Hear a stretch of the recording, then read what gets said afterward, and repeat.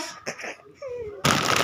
เวลาชวนให้ชิปส์จังกางจีกันเราไอ้โดนนะชวนฟอร์ชาชวนให้จิโต้อันเนี้ย Cheetos. กันไอ้ที่นังคาราเวโร Cheetos po hi a flavor chulay sa niyo. Laksa may wala. ก็ได้ยังไง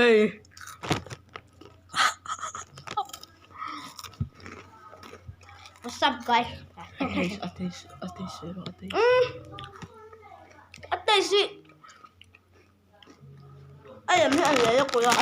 Ateş ni hitro, makutro. Tiger te oma. Tiger taste stop ang maklutok. Ya. Juan, pahina Juan. Luro. Lah, Takis. Hey, in comment na sa toa kalaw ay doon eh. Laro le.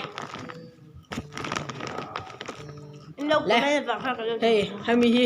Ano ya? Eh, yang le.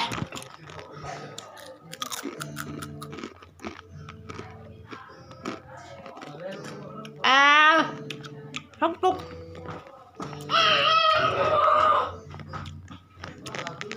Học chú có đi thầy rồi mà thế thú nó tụ chỉ có bằng châu guys thú nó tệ mấy nha cho nên overall là cho nên chỉ to xịt tuy rồi thế hiền ta kia xịt chú ý này về đủ mấy cho nên đủ lẹ lấy về u la Juan, tuna, bol butter. Le. Hey, ball butter. Kalau shout out da.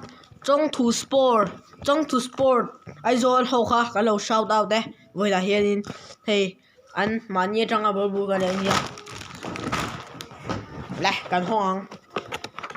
Nivea ball bu moi tak mai. Nivea. Hey. Mỗi khúc mày nó sẽ liking ngang đều liking bot boot hey mỗi em à các hùng mà sắc các chuyện Nike mỗi đây gan tivela tivezux hey Em ơi, cái bakat kan nila ya xem. Cucu abom ini ya.